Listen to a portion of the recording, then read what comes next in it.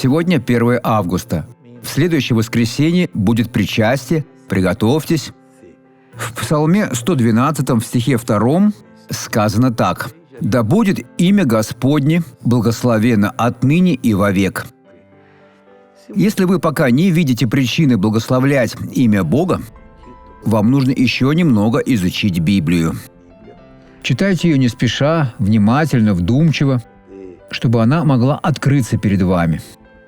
А затем, чтобы у вас появились причины помолиться и сказать: «Я понял, почему имя Господа должно быть благословлено».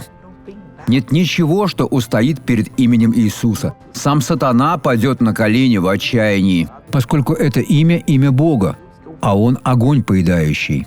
И когда вы призываете это имя в духе и истине и отдаете свое приказание, злой дух уходит со всем своим злом. Сделайте это сегодня. Посмотрите на человека, благословленного благодаря имени Господа.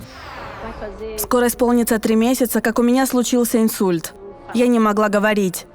Меня частично парализовало, но я не принимала лекарства, уповая на веру. Я попросила позвать пастора Феррейру, поскольку я живу здесь рядом.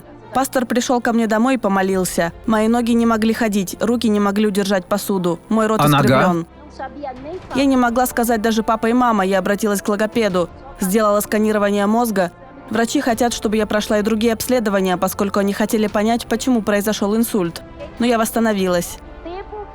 Я ничего не могла говорить, но теперь я исцелена. Вам было трудно ходить? Да, трудно, пастор. И как вы ходили?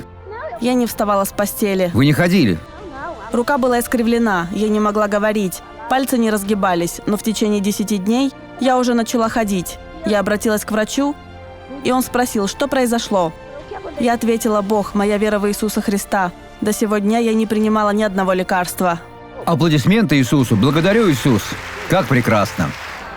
Теперь во имя Господа я хочу помолиться за вас, Отец.